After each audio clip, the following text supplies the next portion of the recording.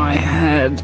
Franz Ferdinand, they're so hot right now. Shush, it's too early. They're from Scotland. They're so hot right now. Early. Oh, they're exciting. They're the new sound. Have you heard them? Shut up. Did you hear them? Shut up, it's too early. It's past 9 o'clock. 9. What's your problem? I'm sleepy. Oh, what time did you go to bed? I've just come from the West End stage. Have you? Yeah, I've just come from seeing Jane Asher. Right. In an amazing play.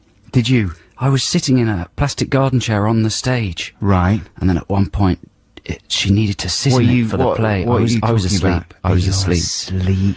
What time did you go to sleep? About 1. 1, that's too late, man. It is, isn't it? You're doing an early morning. I mean, this is still relatively early morning. It's irresponsible to go to bed at 1. It's totally irresponsible. I was excited. Were you high? No. I bet you were. I wasn't. I bet you. Only on Life. Really? That's irresponsible. Is it? It's very irresponsible. You shouldn't touch Life. I mean, for goodness sake, what are you thinking about? The kids out there listening to this show, they're going to go out and they're going to try it themselves. And it's a gateway thing, you know? Anyway, this is Adam and Joe here on BBC 6 Music. On this, it's a bit grey in London this morning, listeners. I hope it's nicer where you are. But we've got a fun show for you, so you don't have to worry about any of that. For the next 2 hours and 55 minutes, we'll be here with a mix of great music and chat. Yeah? Absolutely. Do you like great music and chat? I love mixing them together. Do you? Well, we're the best at doing the mixing. Good stuff. We got great music coming up. We're going to reveal the winner of last week's Cryptozoological Song Wars, launch this week's Song Wars, do Text the Nation, plus loads of fantastic chit-chat. Did I mention the music? I mentioned the music before. Oh, okay. Yeah. Well, there's going to be some. I wish I hadn't mentioned the chit, though. You know. Really? We're fine with the chat. It's just a load of chit. Oh, it's a little bit rude to mention the chit. So let's have some music right now. Here's the Duke Spirit with The Step and the Walk. That's Duke Spirit there with The Step and the Walk. Hi, this is Adam Buxton. Hey, this is Joe Cornish. Good morning. We hope you're feeling very positive and happy this morning. If you're not, just go into the bathroom, look in the mirror and repeat over and over to yourself, I am the coolest one. I am the coolest one. I am the coolest one. I am Mr. or Mrs. Cool. I'm Mr. Cool. Yeah. And that'll do the trick. And then get back into bed. And I'd like to challenge listeners this morning to stay in bed for the whole show. Yes. Not get out of the gym jams till noon. Yeah, until the afternoon, basically. If you're really strong, try and go the whole day. Exactly. You'll get that kind of pajama fudge at about 4 or 5 when it just feels wrong. Yeah. You know, you'll feel like a wino. But if you push through at about 7, it'll start, coming on again. You might want to change into some new gym jams then. No. Really? No, that would defeat the purpose. You've got to go the whole day in the same gym jams. Wow. You feel a bit weird about tea time, but then come 6 or 7, it feels right again. Life has Pete Doherty. My gym jams. Yeah. Yeah. That's what it must be like. But try and make it through till noon, listeners. There's no point in leaving the house today. There's no point in really leaving your bedroom. Radio's got much better as well, in the last few years. I'm not just talking about our own excellent show, but, generally you could stick with 6 Music pretty much all day. All day. If you didn't like the 6 Music, you could switch over, listen to the last hour of Jonathan Ross's program. A different BBC station. Exactly. Just don't stray outside the walls of the big British castle. You should never do that. It's totally insane. Just rammed with advertising hoardings, sellers of cheap victuals and trinkets. People don't talk properly. It's very hard to understand what they're saying. Stay in the castle walls. Yeah, there's a lot of bad language out there. Don't stray into the forbidden zone. There's no rules. There are mutants. It's like the Omega Man outside the big British castle. Oh, Have you ever heard of Bob Marley? Is he... No. Have you heard of Damian Marley? No, yes. You don't know what I'm talking about. Joe's coaching me to give these answers. Dear. We'll talk about that later, actually. All right. Some people will realise. Let's have some music. Yeah. Oh, what, is that an advert? No, it's an I Am Legend reference. Oh, Bob Marley. Get with it, Grandpa. Did you bring in your No. I Am Legend stuff? No. Oh, when are you going to do that? Isn't it? Maybe next week. He plays Bob Marley in I Am Legend, though. Listen, put a record on. I'll explain it. Oh, you can't just launch in with the crypto stuff. Right now, here's one of my choices for you listeners. This is from Frank Black's debut album, and it's a lovely song. Popped up on my iPod the other day and enjoyed it very much, so I hope you do too. This is Old Black Dawning. There we go. That was De La Soul. They're a hip-hop band. Hip-hop's a new type of music that just involves talking. Well, it's... people from Dagetto. Some people call it rap, which means... just to chat. Rhythm and poetry. Yeah. It's an acronym. It's not really, is it? That's what Coolio said. Rhythmic American poetry, but he made that up. Well, Eric B. and Rakim say that as well. Do they? Yeah. Well, that's just a convenient acronym. It just means to talk. Of to course rap, it does, of course. To chat. Yeah. And it's just talking and beats, so don't expect any melodies. Some of you might be upset, or singing, and do expect some braggadocio. Is that the right word? Braggadocio? Braggadocio. I'm not sure. Anyway, that's hip-hop. That's hip-hop dealt with. Can we deal with Bob Marley? Yeah, in the film I Am Legend, I don't know whether anybody's seen it, there's a lady character. This film's set in 2012. She turns up at Will Smith's house. They're the only people left in the world. Yeah. And he plays Bob Marley to her, and she's never heard of Bob Marley. Right. She says, "What do you mean? Do you mean Damien Marley?" He says, No. His father, Bob." She just stares at him blankly, doesn't know what he's talking about. Yeah. So that struck me as stretching credulity a little bit. Because in the future, she's from Brazil. Right. And it's 2012. Yeah. And she's never heard of Bob Marley. Seems a bit ludicrous, doesn't it? I think everybody's heard of Bob Marley, haven't they? Yeah, I would say so. He's got to be one of the most famous musicians on the planet. Him and the guy from the Jing Jang Jong. Hovering above the planet. Yeah. Now, I think it's time to deal with the Song Wars, don't you? Deal with it. Who will win the Song Wars today? Perhaps it will be Adam, or it could be Joe. Either one, you will be the one who decides by texting or emailing when you hear the clips. We get a very full email bag about Song Wars, and the reactions from listeners vary enormously. Yeah, well, it's nice that we're getting reactions, It is because very we nice. put a lot of effort into the wars of the songs. But there's no unity in response. For instance, Caroline People says, "This week I think both were a bit weak. Adams was lazy, long, and filled with ennui de vivre. Bit disappointed, really," says Caroline. Dear Caroline. Whereas Max Ellis says, "Hello. I quite like Joe's song as far as the structure and lyrical content, but his high-pitched squealing made my head hurt, so I'm plumping for Adam's Nessie special." Thank you. Dear, oh dear. They're polite but rude at the same time. It's sort of passive-aggressive, listeners. Yeah.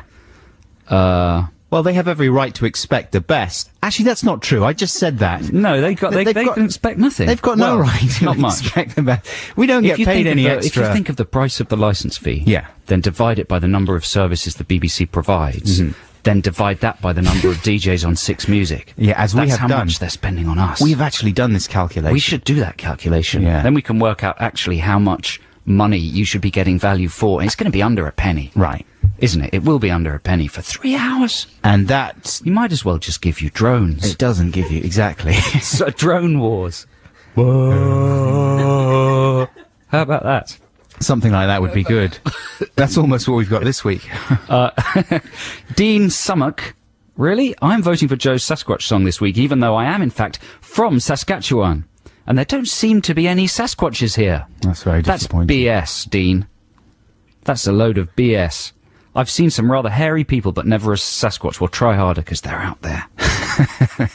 Here's one. Listen to this. Lily Elborough. Adam, Adam, Adam. You've let me down. You've let the show down. And you probably know in your hearts that you've let yourself down. My name's Mike. I'm a big fish horse. What are you talking about? She's suggesting you've got more than one heart. You're like Doctor Who. Good Lord. Someone's just emailed in a spoilt ballot paper. Try and make people Peter happy. Fletcher. And this is what they do. They throw it right back in your face and they slap you and then they run round the back and they kick you. Paul Bradley says, "Can't say I was too taken with either song." Oh, my Lord. Why do we bother? Shall we close down Song Wars? You know what? We could close Let's it down. shut it down. I mean, people are... Well, you're the only people who like it, ladies of production. Plus, you're the producer. If you didn't say that, it would be a very bad thing. Everyone hates it. Well, you know what? We could take a break. because it is hard to do the songs week after week. Are we ready for the result then? All right, let's hear the result. It is hard to do them. You know, Here's the result. cryptozoological songs. Cornish takes it, I'm afraid. I was expecting to have lost it. I was It's hoping very, you lost very it. close, Yeah. though. 42% plays 58. Very close. Switched all week. Who was Did winning? it? Yeah. It was switching around all week. Wow. It's not really fair, is it? Well, life's not fair. I've Really? resigned myself. Apparently not. Isn't it? You'd expect that it would be, wouldn't you? Seeing as it's like all you've got, and you have to live it for years. But no, it's not even fair. Anyway, let's hear the winning song. This is Joe's song about the Sasquatch. Oh dear. Here we go. Baby, let me take you down to Saskatchewan too. My little friend of mine goes by the name of Bigfoot. Gonna break your arms out and pull your head off, baby. Honey, do not be afraid to step into this cave too. Met a friend of mine, he's big and hairy and smelly. You might have seen him in a documentary on the telly. They captured him on Super 8, but they can't catch him, he's a Super 8. The missing link with the dreadful stink. He's 10 feet tall with enormous balls, yeah. You might think he don't exist, I'll prove it, baby. Don't resist, just take my hand, watch for his tracks. He'll eat us up like a twin Twix pack. Oh, we could try and make a plastic cast, but believe me, baby, we won't last. No human being can run fast enough to escape a creature that's that fast. Believe it, I can understand you're skeptical. You wanna collect hair samples in receptacles. Don't believe the cryptozoological, but believe me, baby, the world ain't always so logical. They call him Bigfoot, some call him Sasquatch. There's also Yeti, he'll make spaghetti of your insides. Nobody can hide because he exists. You know his name is Bigfoot. That is the song that the nation voted their favourite of all time in the context of Song Wars.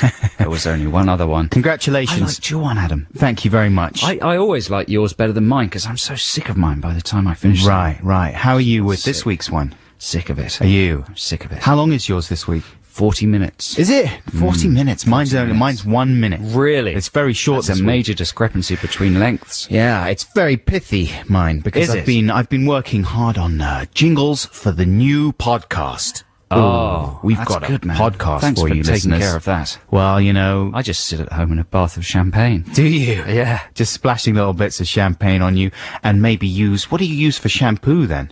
I can't say. Baby sham? It doesn't froth very easily. Does it not? No. Okay. Butter. We have more Song Wars for you later on in the show. You'll be happy to hear, listeners. But right now, here's some real music for you. This is the Raconteurs. What do you mean real music? How rude. How wooed, as Jar Jar Binks would Very say. well. Yeah, it's nice to hear Jar Jar Binks quoted on a Saturday morning. I'm going to be quoting Dobby the House Elf a bit later, so stay tuned. Oh man, you didn't see the J.K. Rowling thing last All night, the rubbish did you? CGI creatures are here. Did you see that? A Year in the Life of Rowling? No, let's talk about it later. Talk about it later. Here's the Raconteurs. Steady as she goes by the Raconteurs. This is Adam and Joe on BBC Six Music. It's time for the news with Harvey Cook. Oh dear. Oh, that's embarrassing, isn't How it? embarrassing. That just broke at the end there. What a shame. That's very awkward. What a lazy band. Is Who that, are they? Oh, I assumed that was a problem with us. No, with no, our I'm sure it equipment was there. the band. The band's Who are equipment. they? That was I'll Ash. make a note. You'd expect that Ash would have it a bit more together. Then are you just writing, making a little note there? Song slows down Breaks at the end there, put. at the end. Envy. Please check. Please fix as well. Please withdraw and And re-release. re-release. With fixed ending. I know Charlotte Hafley, who used to be in Ash as well, so I can get to them.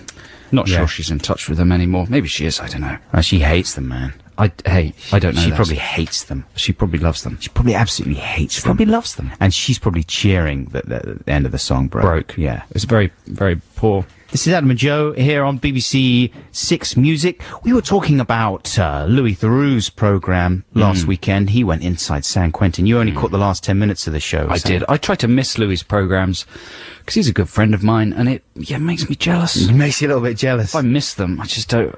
Then I can say to him, "Oh, I missed your show." Yeah, but if it was really good. If you miss them though, then you can't join in the water cooler chats that always occur throughout I the don't week. hang out at the water cooler anymore. I love the water cooler. Do you? Yeah, I mainly go there as soon as Louis' programmes I saw him at the very end, looking very sort of dismissive at a mass murderer. I don't think he was a mass murderer. He'd done a bit of torturing and home invasion. Louis wasn't impressed by him. He was looking down his nose slightly at him. Well, yeah, exactly. He can't condemn them utterly, can he? He has to remain impartial because it's the big British castle going out there being represented by Theroux. But he certainly can look sniffy at them. And he absolutely took full advantage of his sniffy powers. But the guy who was in there for, I think, 500 years or something. That's a long time. Do they keep him alive for that length of time? Yeah, he'll do the whole stretch.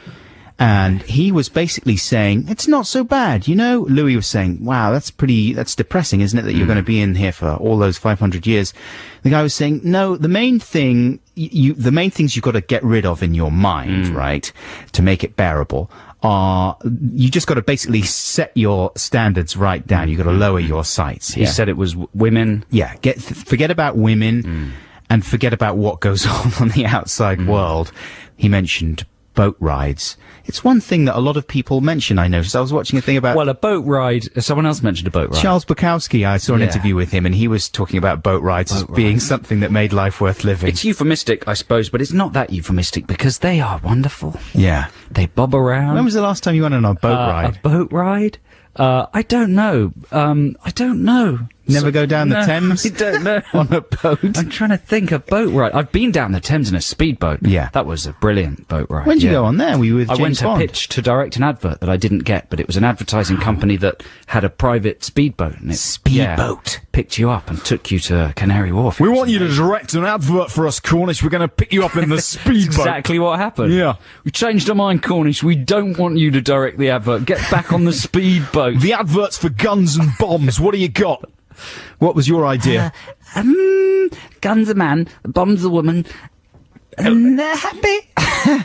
Don't like it. You're out. We're going to get the back guy on the speedboat. back in the boat. You can't even go on the speedboat. You got to go on the bus. On the bus boat. So there you go. The guy who was doing 500 years, that was the main thing that... He'll never go on a speedboat. Unless it's hard to come to terms with. What would be the circumstances whereby he went on a speedboat? If they had to transfer him to another prison really fast. Right, if the whole prison got invaded and blew up and stuff, and it turned out that he was, despite all his hideous crimes, he was the only man for the job to... I bet he's quite a character. I bet if there was some kind of prison breakout, some kind of Michael Bay style adventure happened, I bet that mass murderer would be he'd be wisecracking. I'm not so sure. You know, the thing that came across... him because he's capable of anything, but he'd be pretty cool. One of the things that came across most strongly in the doco was how boring most of the criminals were. In fact, all of the criminals Have you were. not seen Con Air? Well, this is what I'm saying, though. Have you seen Reservoir? None of the personalities. Have you seen Goodfellas? Yeah. Criminals are. We've been misled. Brilliant. We've been misled. They're fun. They're wisecracking. Listen, I'm telling you. They're violent, but sometimes that can be really cool. I'm telling you, I think we've been misled. Head in a vice? No. You know, it's not nearly as fun as you would expect. And also, I watch Prison Break. You don't even watch Prison Break. All the people in Prison Break, they're fun, they're sparky. They're generally in there for the wrong reasons. Is that not real? And it's, all the people... Criminals are boring? They're boring, they're quite stupid. They're stupid? Yeah. And, they're generally just quite tedious people. Note to Hollywood. Yeah? So can you just put that under the ash note there? Under that note to Hollywood. Criminals. Stop glamorizing. Yeah. Do Louis, it more Louis accurately. Theroux says stop it. They're boring. Okay. Now it's time to chase some pavements here on BBC Six Music. This is Adele. Have you got a stamp? Yeah, here you go. Thanks. That's Adele with Chasing Pavements. Is that a big hit, that one? Yeah, that's a big hit. I heard that on Capital Radio this morning, which is London's mass market radio station. So it's definitely broken through to the mainstream there. Definitely, you know. Are you suggesting it's time for it to maybe leave Six Music and go on to a little bit, because we're more mainstream things? We're trying to cater for the margins here, you know, and the margins get very upset and vocal sometimes. They get scribbled in the whole time. Exactly, doodled. People go around, they just do a doodle right there in the margin. The Margins. Was it? Is there a band called the Margins? Oh, I don't know. What's it? For a moment, I saw you as you would look like if you were a tramp. What's that? Well, I'm heavily bearded at the moment, so that's not very hard Should be to a band do. called the Margins. That'd be a good name. Someone can nick that. You know what happened to me this week, right? Which has nearly happened to me a number of times, but I've always just avoided it at the last minute. I ordered a DVD from the internet, and it took a couple of weeks to arrive, and it turned From out America. from the Americans, and it's a 2 DVD set of interviews with Charles Bukowski I mentioned before there. Very interesting stuff. But the DVD case, right, the little teeth thing that hold the disc in place. There's a name for that. Yeah, what would I don't know what it is. I don't know. Someone will tell us. Keep talking. The spindle, the teeth, I don't know what you would call it. Anyway, you know how sometimes there's a little technique that's required. It's not as easy as just popping it out. You have to maybe push down in the center in order to release the DVD, or maybe you have to squeeze Pinch the them. thing somehow, pinch it in some way. I tried all this. None of it was working, and then in my frustration, I just yanked the sides of the disc. It broke. It snapped. It snapped as I was pulling it out of the, and then you think, this is not right. This is, this design is bad. Did you do a Bukowski-esque howl of rage? Yeah, I went and I got really drunk the way Charles Bukowski would have done for the rest of the day, and wrote some poems about it. But it was depressing, and you got all the trouble of ordering the thing, and you think, this is wrong. So much of the world is like this now. It's over-designed to the extent that it's just become totally self-defeating. Has that ever happened to you? You've actually bust the thing, pulling it out? No, because I think there's a way to do it. Well, obviously, but I was, I was saying before, I tried all the different ways, the squeezing and the teasing and the pinching and the... Yeah. None of it happened. Did you twist? Well... Did you rotate the disc? What good would rotating it? It didn't screw Dunno. in and out. Maybe it did. Maybe it's a new American technique. Oh, my Lord. I don't know. It's depressing. Excuse me, I did a little belch there. Put it this way, I think it's probably your fault, not the DVD packages. So I can't sue anybody. Probably not. Oh, that's a shame. Have you ever sued anyone? No. It would have been good if you said yes, though. Then we could have had a little story about it. Oh, well. Listen, coming up soon is going to be Text the Nation time, the most important part of the show, where we ask you a question of national significance. You text us, and we, of course, collate the information and send it to the relevant government department, who then issue a piece of carefully considered policy and lawmaking based upon it. That's right. Gordon Brown deals with it mainly. It's not true. Now, here's a free music choice. This is one of yours, Joe Cornish. Yeah, this is also from the compilation put together by the Soupy Poopy Furry Animals bassist. I keep going on about this. I apologise. It's called the Furry Selection. It's a compilation of kind of classic dub reggae type business. And this is one of my favourite ones off of that. It's by Susan Cadogan. It's called Do It, Baby. Text the nation. Text the nation. What if I don't want to? Text the nation. But I'm using email. Is that a problem? It doesn't matter, text. Yes, it's the nation's favourite feature, Text the Nation. And before that, you heard a session track there that was recorded for the Janice Long show on the 20th of February 1985. It was Furniture with Brilliant Mind. It's not the nation's favourite feature. What is it? I'm just being the small print. That's fine. Oh, I see, yeah. But it's not provable. They can never get us for that. Really? No. No, it's a lie. And they're not tolerated at the big British castle. Yeah, but how could they disprove it? How could they? We could do a survey, and most of the nation would not be aware of that feature. I didn't realise you were going to pull out a survey. Yeah, they could easily do a survey. Oh, a survey. They're always doing surveys. Most of the news is generated by stupid surveys. Forgot about the survey. That was the one chink in my armour, and you just went in there and mentioned the survey. Don't forget as well that we are going to be putting up the Text the Nation jingle on the WAP site. Someone emailed or got in touch during the week and said, "Where is the WAP site? How do you get to the WAP site?" And you get there on your phone, says Jude.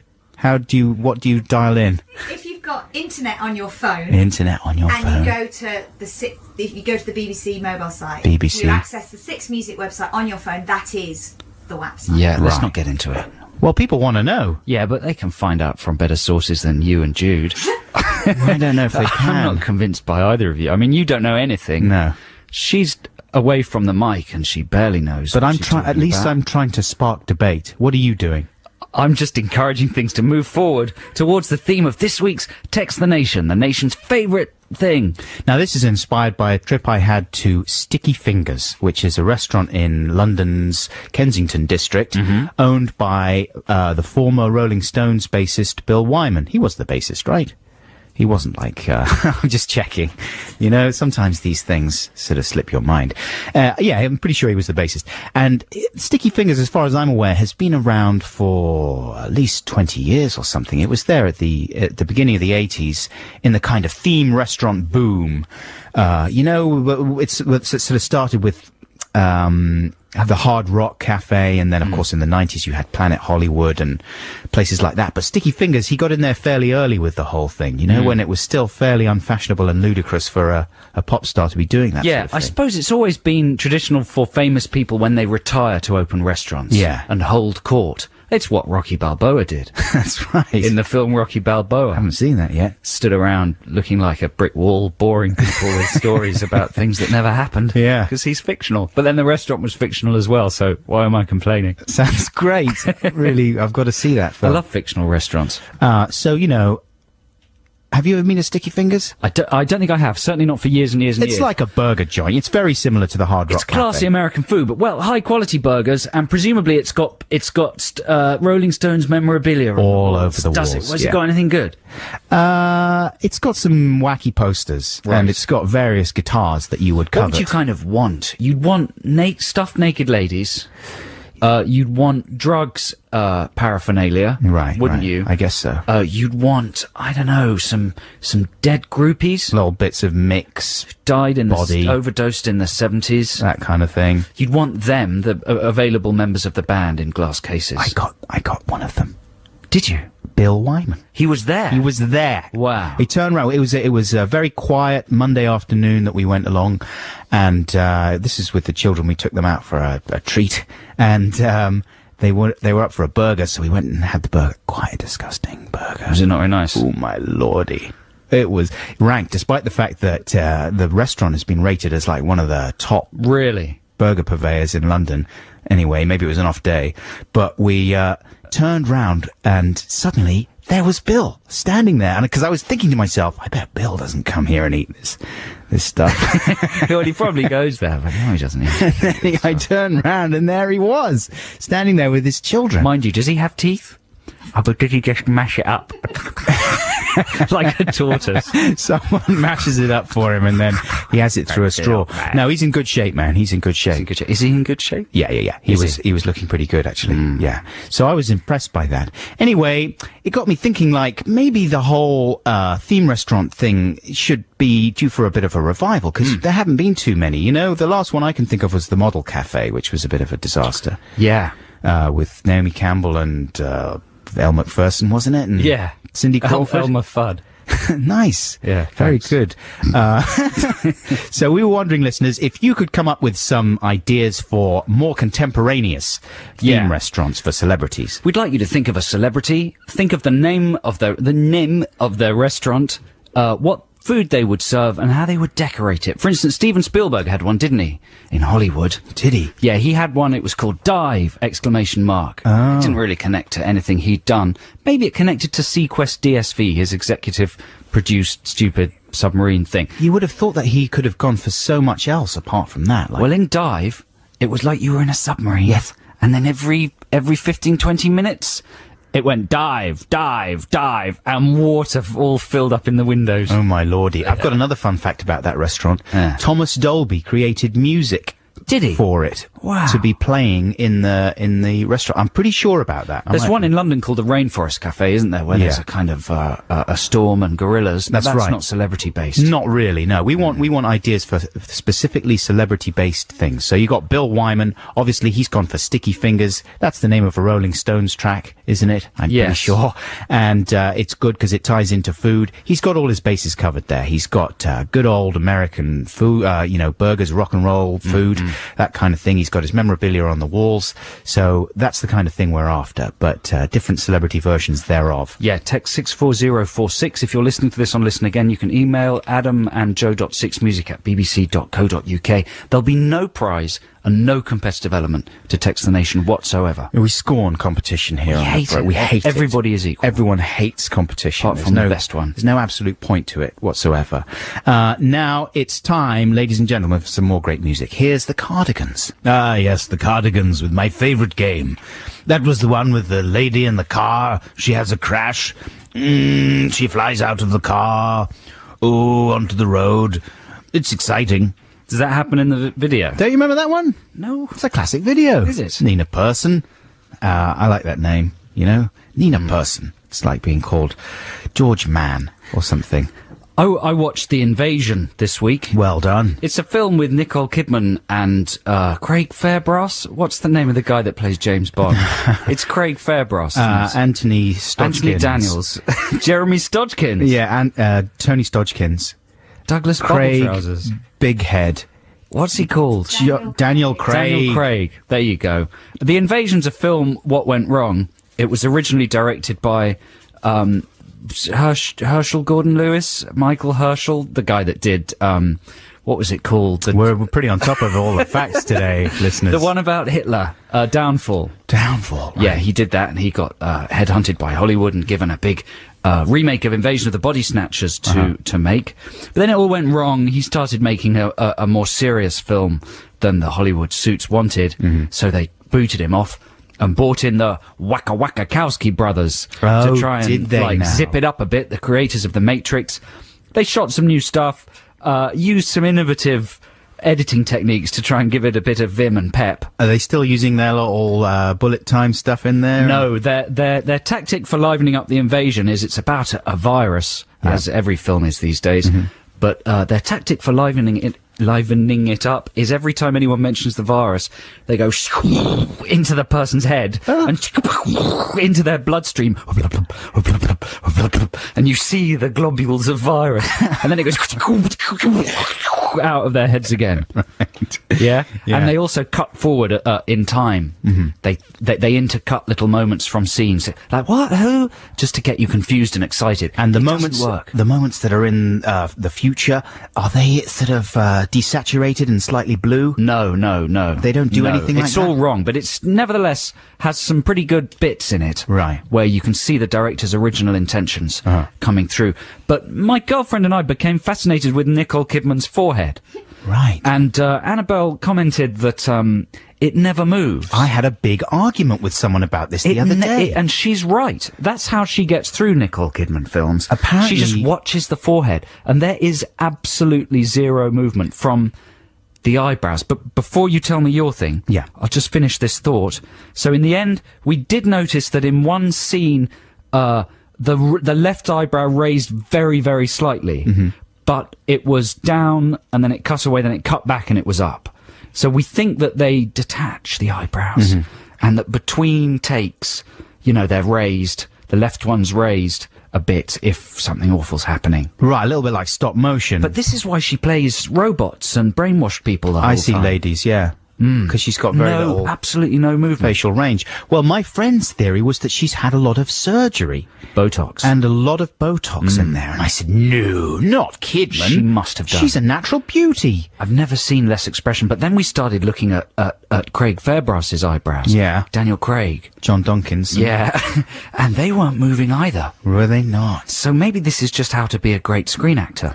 To completely still face. They do say stillness, don't they? Absolutely. You've got to have the completely stillness. Still face, no expression. You see, Roger Moore, his eyebrows went up and down the whole time. Right. And he became a laughingstock. Exactly. No control over his eyebrows. But Kidman, to be a great actor, micromanages the eyebrows. Yeah. That's impressive stuff. She's weird, isn't she, Kidman? I saw her in The Golden Compass the other day. And I guess she was pretty good, pretty well cast in that, because she plays a sort of ice queen person. You know, she's good at that, and that's about the limit of her abilities. Would you say? How many stinkers has she had in a row, though? Ooh, she's had so many stinkers. We'll do some research. She does her. She's got a big stink trail. She's leaving a trail of stench behind her that surely must have some repercussions soon. Anyway, you'd think. Here's some music for you. This is "I Was a Cub Scout" with Pink Squares. Text the nation. Text the nation. What if I don't want to? Text the nation. But I'm using email. Is that a problem? It doesn't matter. Text.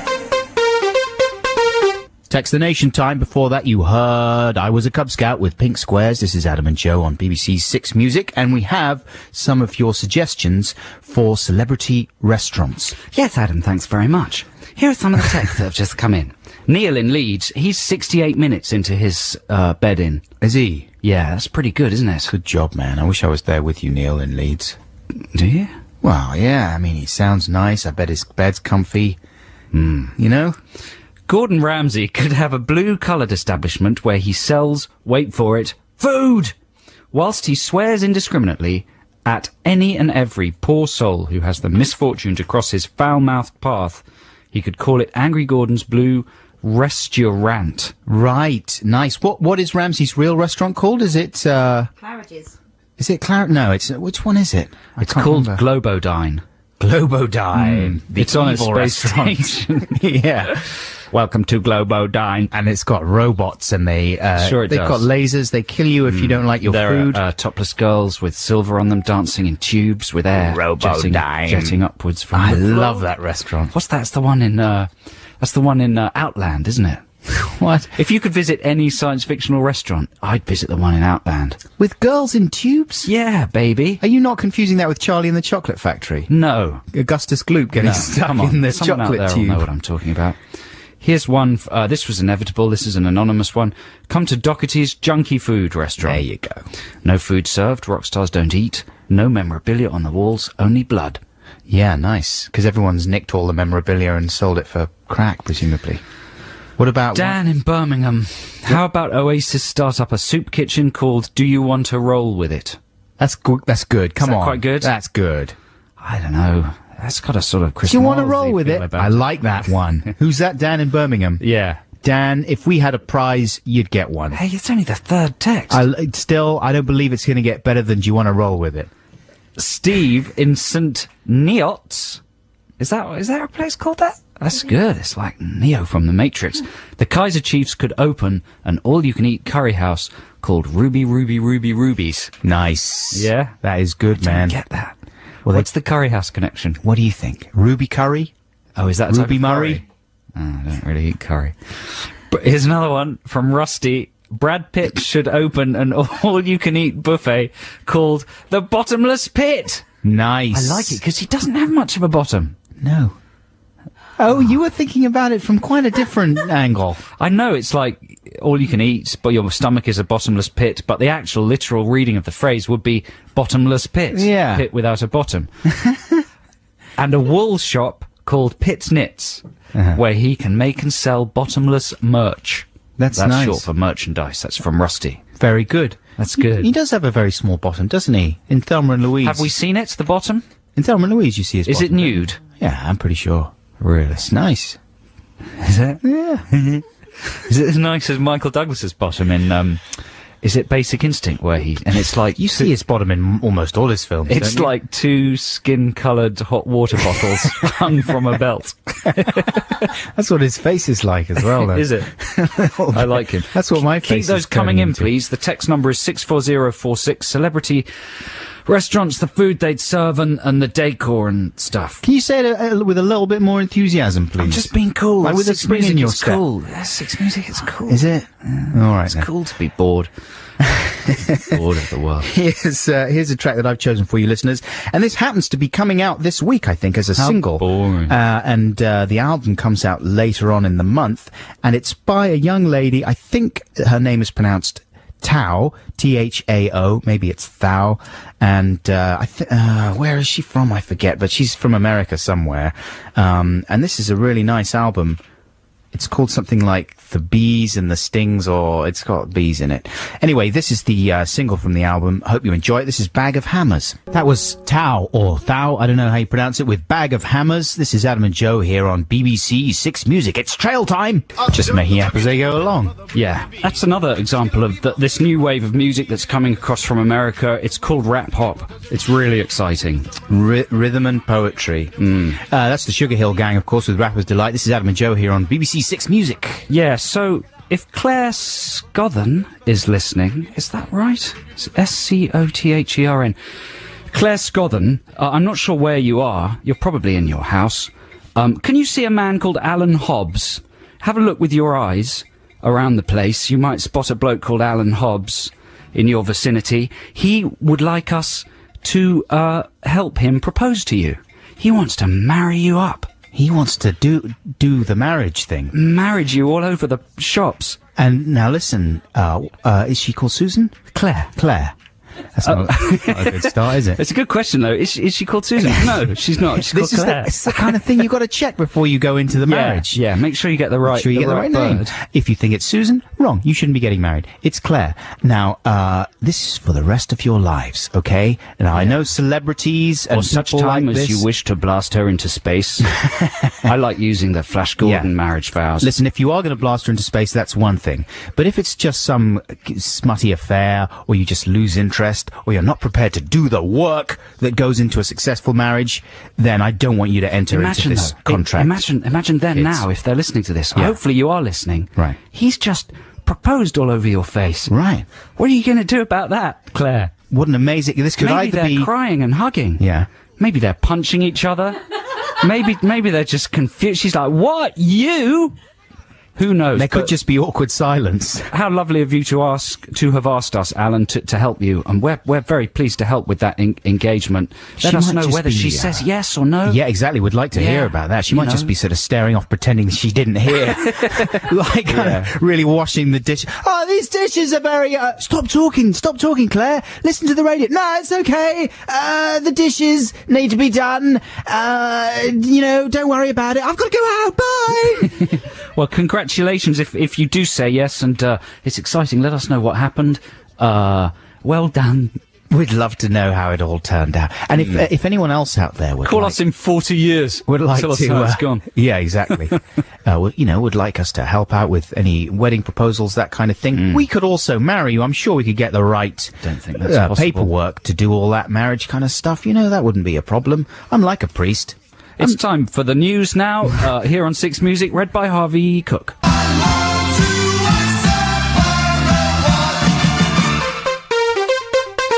Text the nation. Text the nation. What if I don't want to? Text the nation. But I'm using email. Is that a problem? It doesn't matter. Text. Text the Nation time. Before that, you heard Teardrop Explodes with Reward. This is Adam and Joe on Six Music. Max Ellis says, hello, Adam and Joe. I'd like to visit a Radiohead-themed restaurant called In Rainbows. The building would be a giant fiberglass rainbow trout, and diners would have to dress in worm costumes. There would be piped ambient digesting noises to accompany the eating experience. Food would be weed-based confections. What sort of a weed does he mean there? Garden weeds. Weed. Well, no, because you're under sea, right? Oh, seaweed. Yeah, so right. it's like in rainbows. I have to go back. He's building a bed for a 5-year-old called Gulliver. It's a good name. Yeah. What do you think about that for the Radiohead restaurant? That's nice, man. It's elaborate. It's realistic as well. I'm sure that the band would be into that, definitely. Wouldn't you think? I don't know. I don't know as much about them as you do. I don't know much about them. But, yeah, that's good, man. Who was that from? That was from Max Ellis. Well done, Max. Well done, Max. Here's another one. How about Pete? Here's another Pete Doherty one. Yeah. Have we not got any Amy Winehouse ones? Not yet, no. Pete Doherty's Cracker Den serving a wide range of cheese and biscuits. I thought of that one as well, yeah. Did you? Oh, did I? No. I was thinking of Jerry Seinfeld. He would have wisecrackers. That's from Andrew Thomas. That's all that would be on the menu. Here's one I like a lot from Mick Ayling.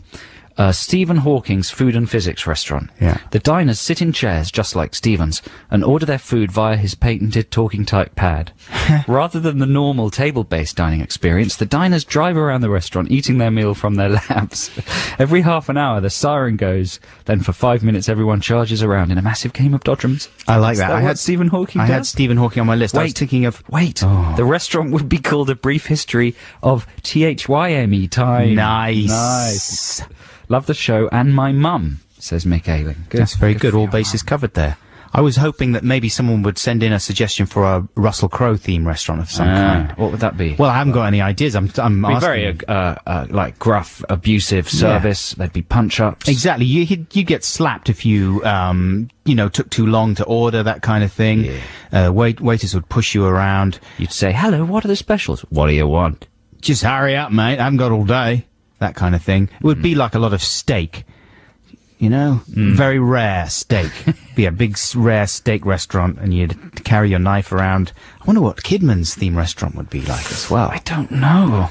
Any suggestions, listeners? Here's one from William Ross. I like this. It's a very stripped-down email. It says, Peas Academy.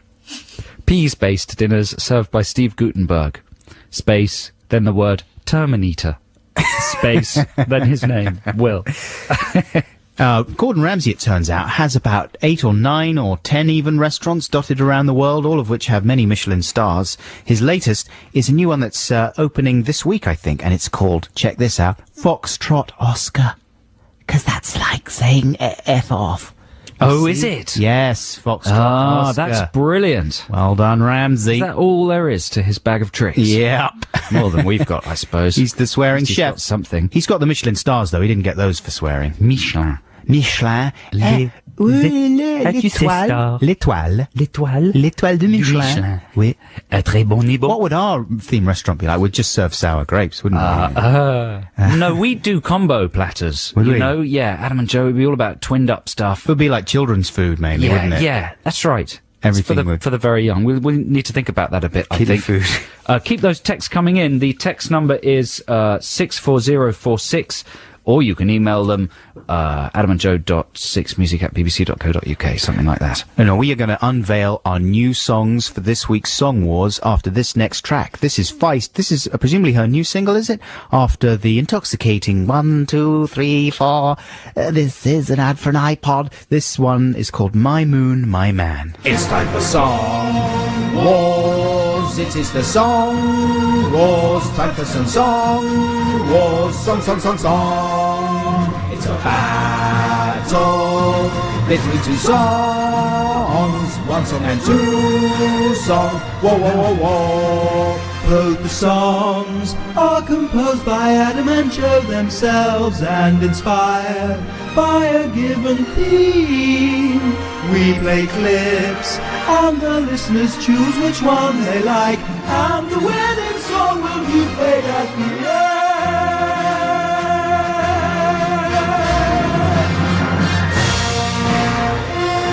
Yeah, that was the original Song Wars jingle.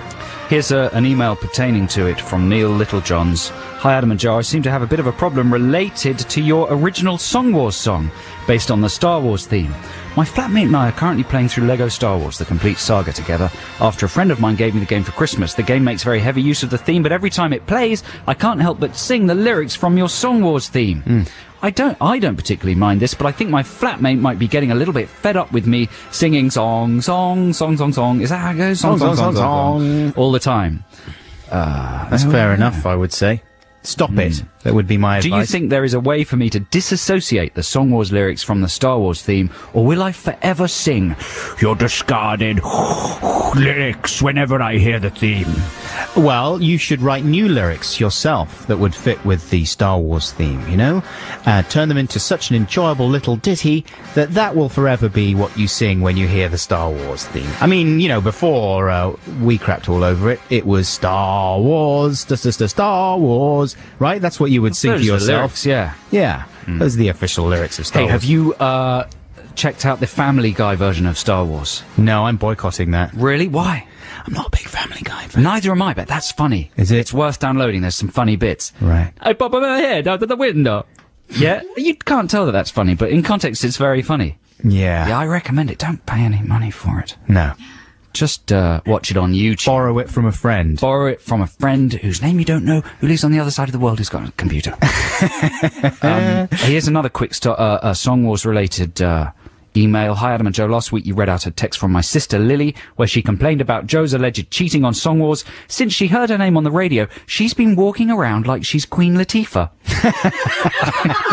Can you please read this out to prove that you'll read any old rubbish and help reset the siblingly balance of power? That's from Nick. Yes, I did it. I've done it. Maybe she is Queen Latifah. You ever think of that? How does Queen Latifah walk, anyway? She's certainly sassy. She's got a big booty. Yeah, you know, Wobbles she about wanders the shop. around as if she owns the whole area. Yeah, she's a queen after all. Exactly. Queen of the Latifahs. If only she was the queen. If only she was, there'd be a whole lot more booty shaking going on at that palace. And Wills and Harry, they would be more... What would they be more? They're like that already, though, aren't they? Okay, so Song Wars this week. Now, the theme, correct me if I'm wrong, Joe, but it's certainly what I constructed my song about, was instructional songs for children. Yeah, I've got the original email here somewhere, but We sort of deviated from that email somewhat. Someone suggested last week a kind of Danny Elfman thing for children.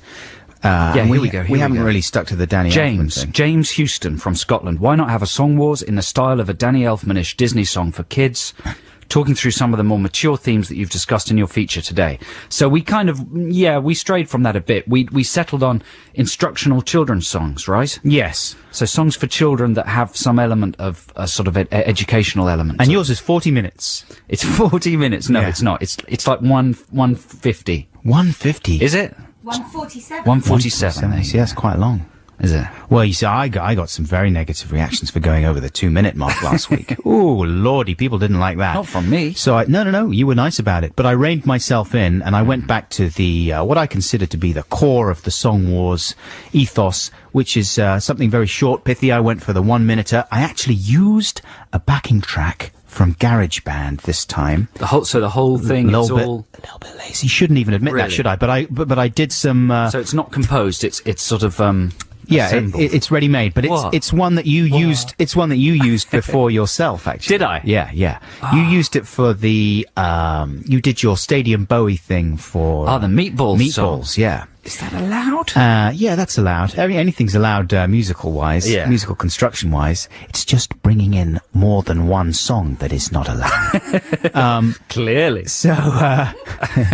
So anyway, shall I play mine first? Why not? I'm not. I'm hot for it. I'm pretty not confident. You know, I've got used to the whole world of loserdom. Don't start now because What? you know. I said you're making and then made a noise. Yeah. We know what that means. We know it means that I'm not allowed to say absolutely anything because you think it'll prejudice the vote, even though I'm doomed to lose every week anyway. You're doing very well. It's like 4-6, isn't it, or something? No, it's not 4-6. Isn't it? No, it's 7-3 or something like that. It's more like 8-3. Is it I think. 8-3? Yeah. Anyway, so here is my song. This is an instructional song for children, and it's about, it's fairly self-explanatory. It's called Toothpaste Brush. Every morning you should get a little toothpaste and pop it on the bristles on your brush. Then get to work with the brush and the toothpaste, cleaning off the dirt, no need to rush. I care so much for the health of my gums and teeth that I have a brushing session after eating every meal. And I also use some floss and some mouthwash, and perhaps an interdental brush depending how I feel. Apart from cutting down on expensive dentist bills, this routine keeps my breath smelling nice. And of course I have to say that there's nothing worse than tooth decay. Look out for your teeth, that's my advice. An electric toothbrush is what dentists recommend. Just go easy or you'll mess up the enamel. Come on, Meatballs! Sorry. No, well, you know, I think I was a little more adventurous with that. That track was good. than, That was good. Than you were with your Meatballs Bowie yodeling one. But anyway, there you go. That's Adam Buxton's one, Toothpaste Brush. What have you got for us, Joe Cornish? I've got a song designed to teach kids right from wrong. Oh, my Lord, that's a big subject. It is. You know, people are always complaining that kids don't know right from wrong. They've forgotten the distinction between right or wrong. These days. They're doing some really upsetting things. They're crossing lines that kids might not have crossed in the past. Right. And they've just forgotten right from wrong. Okay, good. So you're going to sort that out I'm for them? going to fix that. Excellent. It's a bit strong, this song. Is it? Yeah, it's a bit strict and harsh. Well, you got to be strict with the children these You have days. to imagine me singing it in like a big knitted jumper. Like Nick Hayward. Yeah, or like a sort of grey, like Nick Hayward now, like slightly greying Nick Hayward. Right, okay. A kind fatherly figure. Nick Hayward crossed with Val Doonican. Yeah, I'm singing the verse, and then the chorus is sung like by a big crowd of people and kids, and the actual chorus line is sung by a chicken. Okay. Like a Cajun chicken. Yeah. Yeah? This is good, man. I can't wait to hear this. It's important that you visualise a Cajun chicken. All right, then. And so this is called the Right and Wrong song.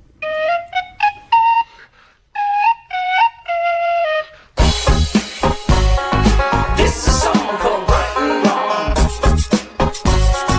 This is a song called Right and Wrong. Is it to buy a gun? Is stabbing people fun? It's wrong. This is a song about right and wrong, and those things are wrong. This is a song about right and wrong. Is it right to read and write? Is it right to be polite? Is it right to work at school? Don't ever play the fool. It's right. This is a song about wrong and right, and those things are right. This is a song about wrong and right. Is it right to have a smoke, light a spliff or sniff some coke? Is it right to deal crack? There's nothing wrong with that. It's wrong. This is a song about right and wrong, and those things are wrong. This is a song about right and wrong. Is it right to sit up straight? Is it right to clean your plate? Is it right to clean your room? Learn facts about the moon. It's right. This is a song about wrong and right, and those things are right. This is a song about wrong and right. Is it right to happy slap? Is it right to blat blat blat? Is it right to trash your place? Put your party on MySpace. It's wrong. This is a song about right and wrong, and those things are wrong. This is a song about right and wrong. This is a song called Right and Wrong. So that's for kids, and you can listen to it and then guess whether you think the things are right or wrong. Right, right. And then, like, they go, right, it's right, or it's wrong, Yeah. depending on whether it's right or wrong. And then in future life, if you come across any of those situations, like if you're offered membership of a gang or drugs, Right. you can think back to the right or wrong song. That's the idea. Does it help you with your teeth at all?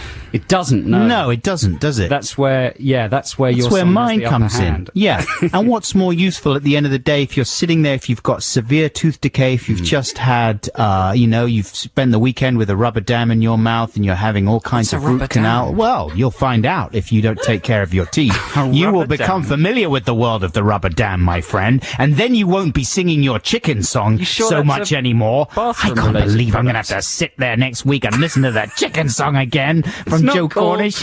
the chicken song. That's who's singing it. You said that. It's a Cajun The Cajun chicken. chicken is. I'm going to have to listen to that again, aren't I, next week? We're going to have to listen to them again before the end of the show, even. Not that it's a foregone conclusion or anything, Absolutely not. but that was Song Wars for the time being. We will return. I'd say you're bound to win. You reckon? Because I've been cast in the light of like an evil something. You see, you're the worst winner in the world. You win week after week and you And they sulk complain and you about complain winning. that I want there's- to lose. I want to lose. Right, right. I want to feel what it's like to lose. Here we go. Okay, music time, listeners. This is Sylvia Strip. Is this new music? This is mine. Oh, man. this is yours. Watch out before you hurt me even more.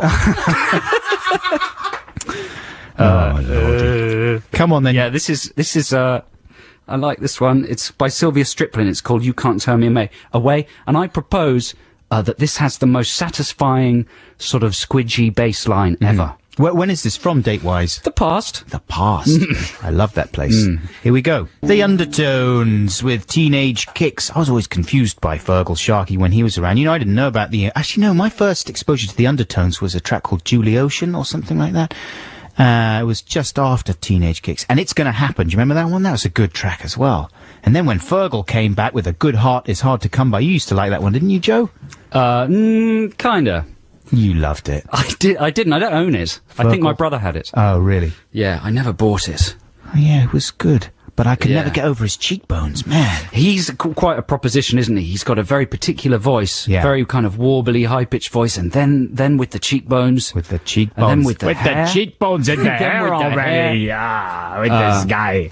I logged on to a celebrity gossip video site last week called my TMZ. Lord. Have you heard of that? I've heard of It's a big TMZ, noise yeah. in America. It's, if you want like celebrity tittle-tattle, Tattle. you go to TMZ, and it has all the latest paparazzi video footage from the streets of LA. What does TMZ stand for? Totally Mad zebras. I don't know. I really don't know. Yeah. Anyway, I saw a headline. It said Seinfeld. He's not only funny, or something. I thought, good, some Seinfeld gossip. It was a video of Jerry Seinfeld outside a premiere in New York.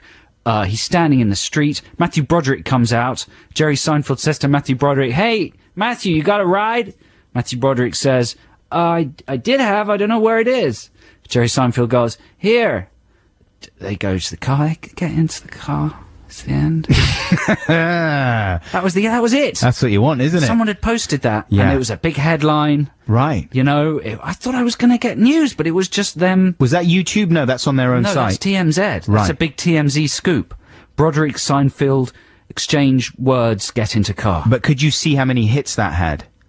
No, I bet it had millions, though. Yeah, because you go on, you search for similar sort of things on YouTube, and there was one that purported to be someone getting into a fight with maybe Bruce Willis's minder or something like that. And basically it was just some guy trailing along. Oh, no, it's Kiefer Sutherland's, that's right. Kiefer Sutherland's security guy. And this guy's sort of trailing along behind him. And this thing has got thousands and thousands, hundreds of thousands of hits. So I'm thinking, oh, this will be good. So check it out. And it's just this guy sort of going, excuse me, can I get a photo of Kiefer, please? And the guy's saying, no, can you leave him alone, please? Please, can I... Listen, buddy, leave him alone. Otherwise, I'm going to have to get rough with you, okay? And I don't want to do that. Please, come on, man. Just leave it alone, okay? And that's Sounds good, man. Where's that YouTube? You writing that one down underneath what the ash should I notes. search for? Kiefer, security guard guy, ruckus, that kind of thing. But that's all you ever get on those things. I mean, it's I thought, the thought process in my head was, why would people be interested in Seinfeld and Broderick, like, doing something completely boring just because they're famous? Is it interesting just to see famous people doing mundane things? Then I thought, yes, it is. Well, It's Celebrity Big Brother, isn't it? that's true, isn't So it? famous people are like weird cartoon characters. Do you know what fun I just was to... thinking about the other night was when I was reading my son a bedtime story. I was thinking how amazing it would be to see someone like Harrison Ford reading a bedtime story to his children. You know what I mean? Like, how amazing it would be to be if you could kind of teleport into the brain of his child and hear some really rubbish children's story read in that voice. He wouldn't be very interested, would he, in the story? No, but He'd just be kind of bored. You reckon? Yeah. You don't think he'd put his all into it? No, that's his bag. He's Or like kind Anthony of Hopkins, you know? Hopkins. Imagine Oh, getting a God. bedtime story from Hoppo. The kids probably have to pay. Yeah, they'd probably be traumatized afterwards, no matter what it was. That would be amazing, wouldn't it? Wow. Yes. Or De Niro. Has De Niro even got children? I'd like to be read a bedtime story by Adam Buxton. Oh, yeah. Can you imagine? Yeah, I do I all can the imagine. voices. I bet it's good. It's good. I bet it's good. I'm reading Harry Potter to them at the moment. Harry Potter. And we mentioned J.K. Rowling earlier on. Boy, when you read it out loud, it's not very easy to read. She's got an amazing imagination and everything, and all credit to her wonderful stories, etc. But brother, sometimes her prose is a little elliptical. That's all I'm saying. But if anyone's interested in me reading some children's stories, I'd be very happy to come into a studio and get paid loads of money. Do you think we could do that together? Don't you think? We should do that The together. funny voices we would come up with. Oh, Yeah. Would you be any good at writing the stories? Yes. Then? You reckon you could Yes. write some stories? Yes. It's not that easy. Oh, yes, it is to for write. me. You reckon? Yeah. Maybe we should do that next week. Forget the song. We'll just bring in some children's stories. They only need to be about 200, 300 words. Let's think about that. You know, if you hook up with a good illustrator, 200 words. that's all you need. Illustrator? Yeah, boy. You could do your own pictures. You're good at drawing. Oh, I'm you're talking all right about at actually drawing. publishing books now. Yeah. Everyone thinks about it. Do you ever see that episode of Black Books where they try and write children's books? That's a good episode. Anyway. Boy, we really rambled all over the area there. Let's have some more music now. This is the Mighty Morrissey with That's How People Grow Up. That's Morrissey with That's How People Grow Up. That's a new one from the Mighty Moz, right? Racist. Racist. Yeah, there you go. Don't know what I'm talking about, by the way. No, exactly. Now, I had a little quandary, Joe. I want to run this past you, Sure. okay? And can I ask you, while I'm running this quandary by you, please don't start leaning into the mic and saying things like Adam Buxton talking, not Joe Cornish, that kind of thing, okay? Not that this is going to be particularly controversial. It's All right, just you've a done little, it for me anyway. it's just a little grubby. I found this website, right, that has all these kind of classic films and amazing documentaries and stuff on it. But it also has classic filth on there. You know what I mean? Yeah. Filth of yore, when filth was fun. Particularly enticing was a filthy version of Alice in Wonderland, which I've actually heard of before on my travels, and it looks pretty amazing. You know, like really well-made filth about Alice in Wonderland. What more could you Is this want? live action? This is live action, yeah. And so I was thinking, that would be great. I would love to see the filthy version of Alice in Wonderland. But then, on the next page, when I was looking through the documentaries and stuff on there, they also had this... Is this a DVD site? Yeah, DVDs. They also had The Sorrow and the Pity. Right. And I was thinking, I've never seen that. I've got to... It's not that arousing. No, exactly. But I really want to see it, right? So I wanted to order both titles at the same time, but I thought, you can't do that. It's totally disrespectful. You know? That's outrageous. You can't order The Sorrow and the Pity and the filthy version of Alice in Wonderland. What's the filthy version of Alice in Wonderland called? I don't know. It's just, I don't think it's got a particularly ingenious, filthy title. In Bumderland. Something like that, you know? Yeah. Listeners, you can suggest some titles just for our own with Alice in amusement. Bumderland? Alice in Bumderland? I wouldn't buy it if it was called Alice in Bumderland. That just sounds rubbish. But anyway, maybe it was just called Filthy Alice or something. I don't know. But I was, it's a bit of a quandary because, the obvious solution is to order them separately, but then you have to pay extra post and packaging. What's happening in your head? What do you imagine is happening in the office of Dirty Videos Incorporated when they receive your order? What do you think? Picture the scene. I mean, what's your nightmare scenario? Well, I hope your mum has got a part-time job there. Yeah. That's the worst it could be. And Right. she's sorting through the orders and she's reading them all really carefully because she loves her job. Yeah. And, Thomas Turner has ordered... Yeah, and making judgments about... Is that what you're afraid of? No, I just think it's a sort of totally metaphysical quandary that I have. Like, I'm not even worried that I would get busted or anything. Like, I don't think I would go on any lists. It's all above board. But, it just seems wrong. Morally. Do you know what I'm saying? Right. To order those two titles together. I think... okay, let me sort it out this way. That in times of war... Yeah. There is a lot of sexual activity. Right. In fact, during 9/11, when the world changed, there was a big birth boom and a marriage boom. Equally, during the Second and First World Wars, there was a big baby boom. Yeah. People like to, counteract the violence and death with pleasure and birth. Mm-hmm. Look at it that way. I will look at it It's that a way. twin pack, a yin and yang. The sorrow and the pity And the film. and the stiffy.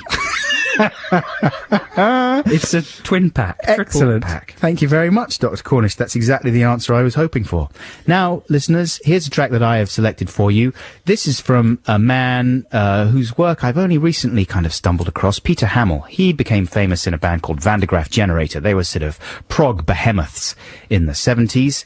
And in 1977, as Van de Graaff Generator was breathing its last, Peter Hamill went out and he was making his solo album, The Future Now, I think it was called.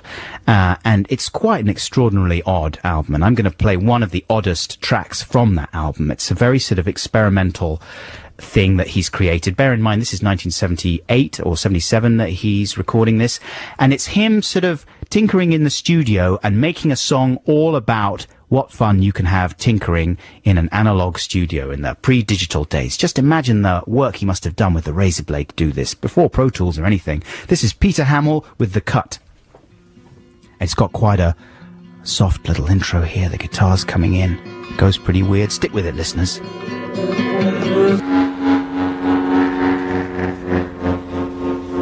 See, that now just goes wobbly for about a minute. Little weird sounds. Incipient white noise. He sounds a little bit like Neil Hannon from the Divine Comedy, Same sort of timbre to his voice there. That's Peter Hamill with The Cut from The Future Now. If you enjoyed that, listeners, if you didn't enjoy it, don't worry, I won't be playing it again anytime soon. But I like that one.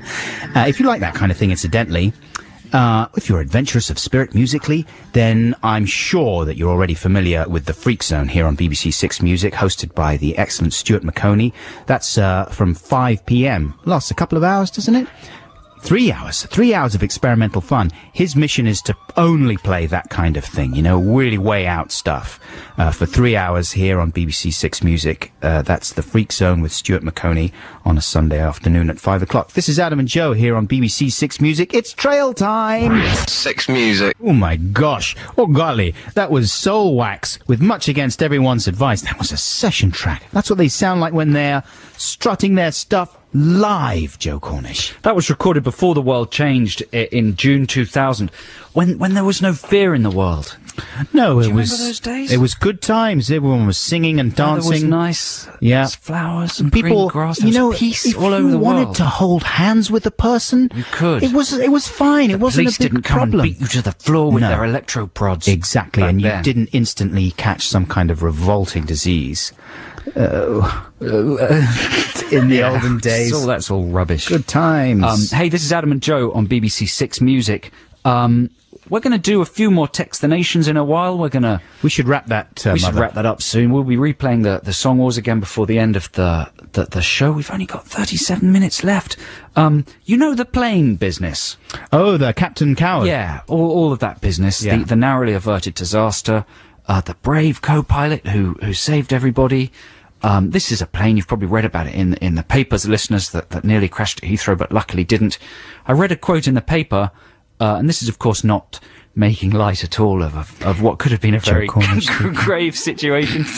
I read a bit in the paper from a quote from a worker on the ground about the crash who said, and I quote, "It's a miracle.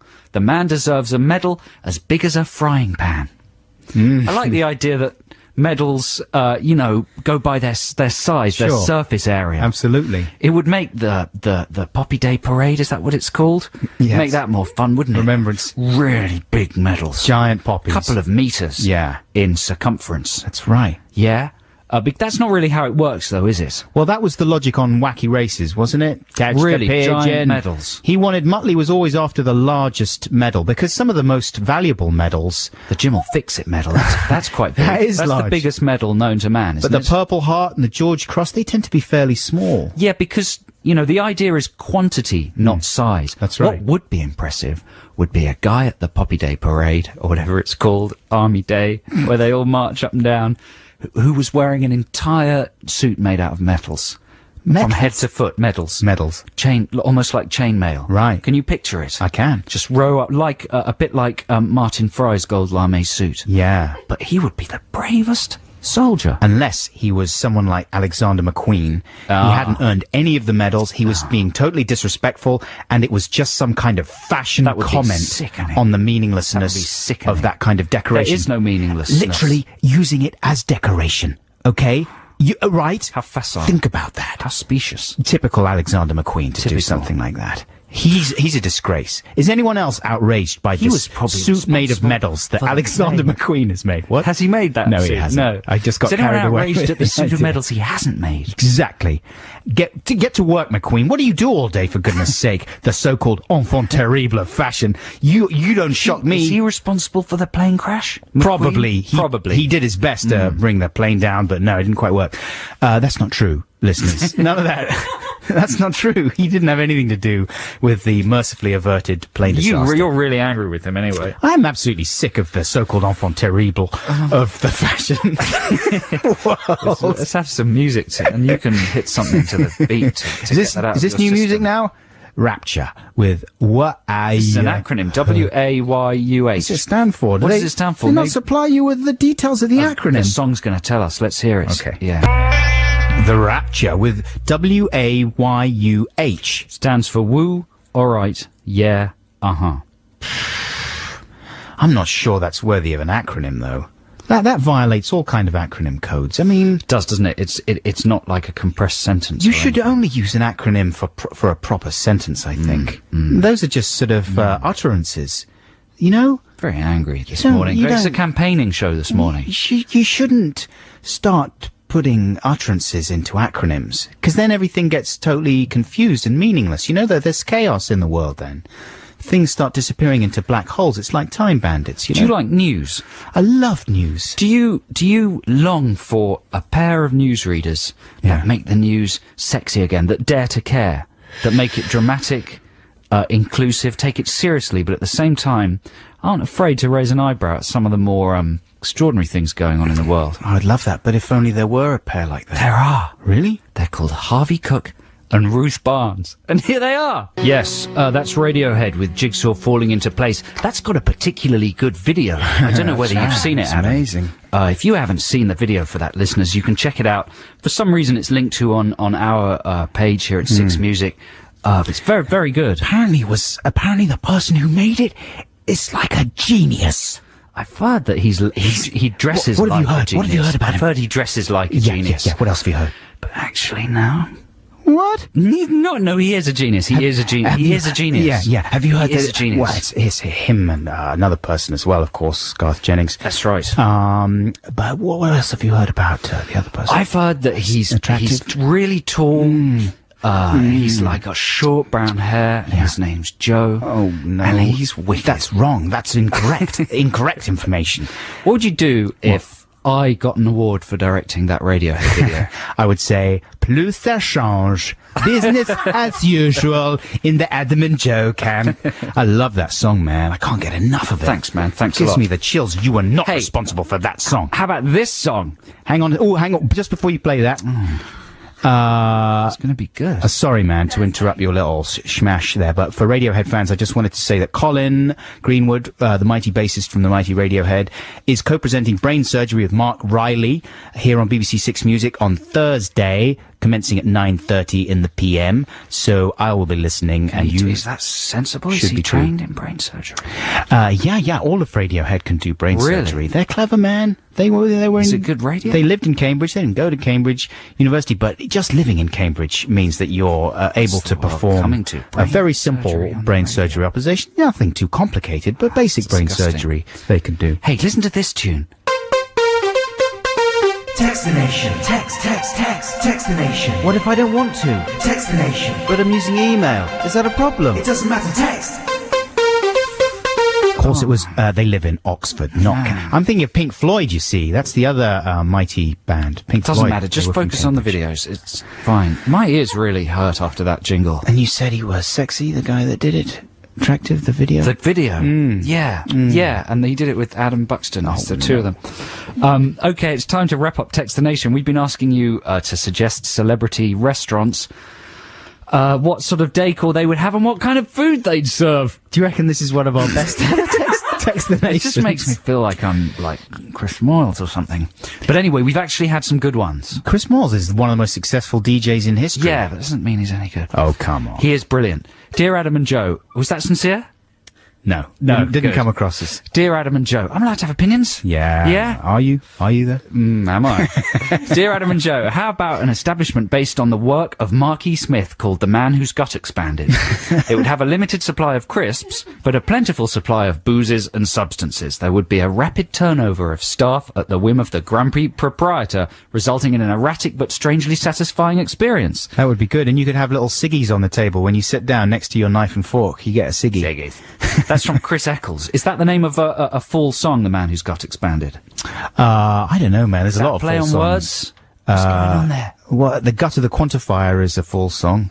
That do might be a good name for a restaurant. Here's as one well. from Andy in Folkestone. Morrissey could open Meat is Murder. There'd be live cows and an abattoir next to the kitchen.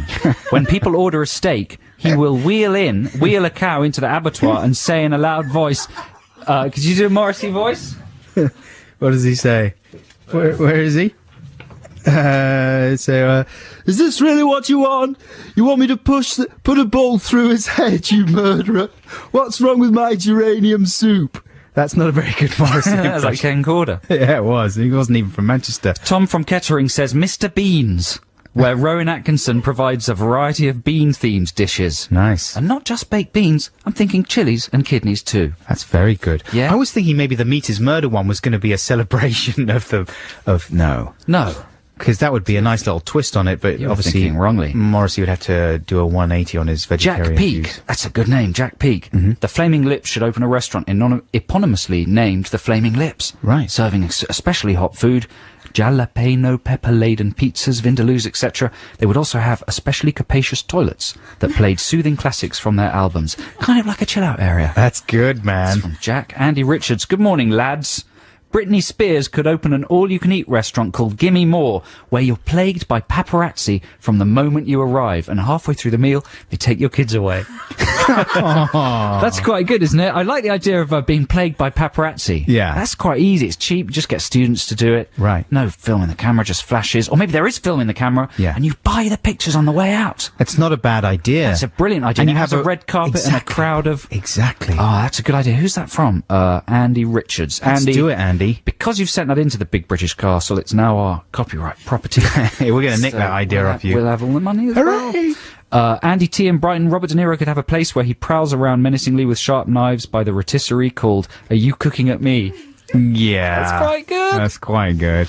Vorderman, this is from Nikki in Paynton. Vorderman, detox smoothies, letters stroke numbers games on a big screen, count dine. Dine. Quite posh. Good, isn't it? Yeah. Need to count dine. Adam in London, a restaurant serving low-fat food for the bodily paranoid by the Kaiser Chiefs called I Predict a Diet. Nice. That's good, man. Maybe he's got one of the guys on the writer's strike. That's the end.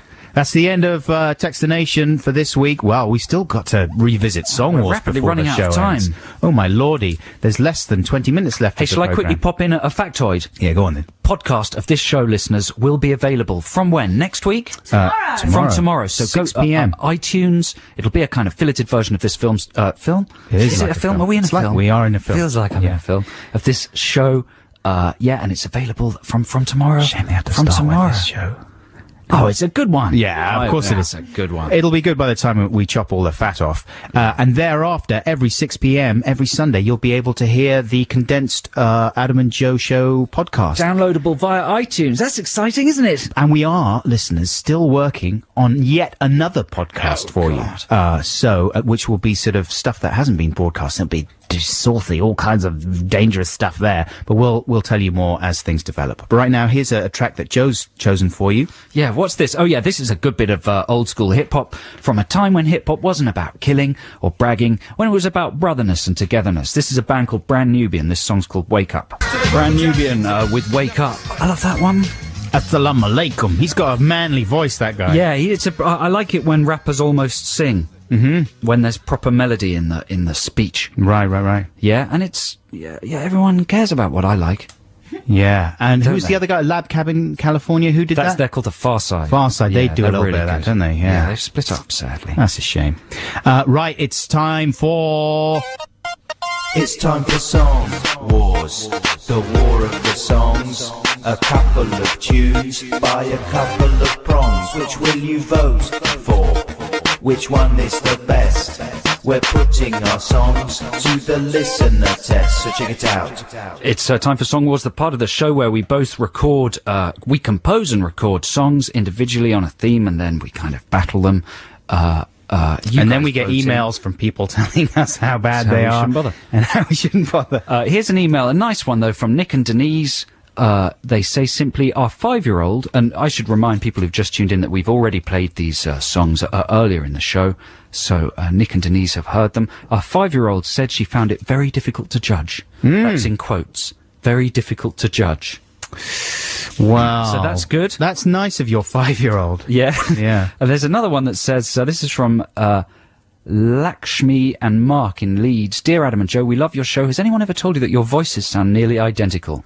We have trouble telling you apart, especially in Song Wars, making it difficult to vote. I wouldn't agree with that. I'd say our speaking voices can sometimes sound a little similar. Jude's actually panned us. So Adam is on the right, Adam's on the right. You're and I'm on the left, if you have a stereo radio. This is Adam talking right now. Yeah. And should we flip the songs around? Should we start with my song? All right, then. So this is Joe's song. The theme this week, listeners, was instructional songs for children that might, teach them something. So these are songs for kiddies. My song's called The Right and Wrong Song. This is to teach kids to be able to discern the difference between right and wrong. See if you, as an adult, can tell during this song which things are right and which are wrong. Here we go.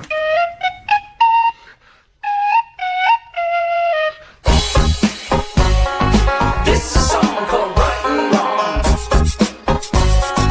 This is a song called Right and Wrong. Is it right to join a gang? Is it right to kill a man? Is it right to buy a gun? Is stabbing people fun? It's wrong. This is a song about right and wrong. And those things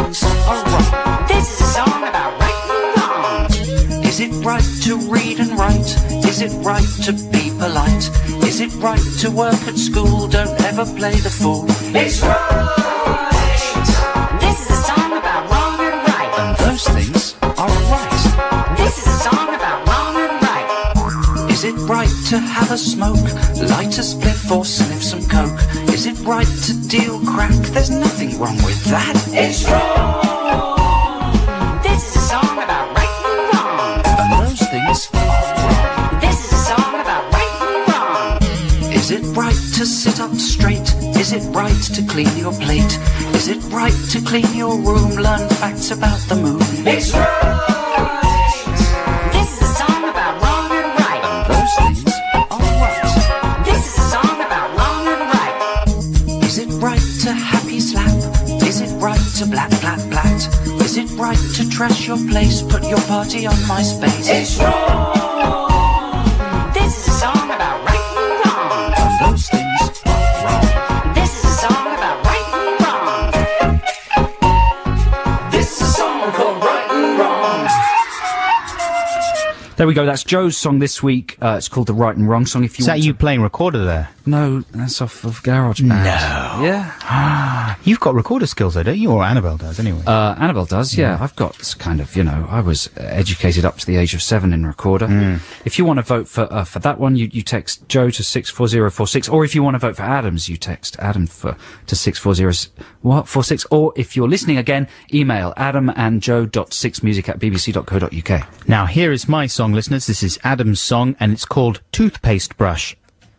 Every morning you should get a little toothpaste and pop it on the bristles on your brush. Then get to work with the brush and the toothpaste, cleaning off the dirt, no need to rush. I care so much for the health of my gums and teeth that I have a brushing session after eating every meal. And I also use some floss and some mouthwash, and perhaps an interdental brush depending how I feel.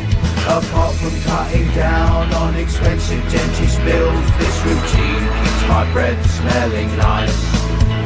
And of course I have to say that there's nothing worse than tooth decay. Look out for your teeth, that's my advice. An electric toothbrush is what dentists recommend. Just go easy or you'll mess up the enamel. Sort of abrupt ending there. You see, that caught everyone by surprise. Enamel. It's true, if you go too hard on the teeth, That's true, you can damage the enamel, and you don't want to do that. No. So that's a little instructional song there for children. I thought that, in my defense there, because my prospects are bleak, I have to say. Your song's impressive, so. man, and you're dealing with more universal Mine topics might be than I am. overproduced. Yeah. And people might not like it. They might think it's like voting for McDonald's against a nice little knitted woolly sock or something. Do you know what I mean?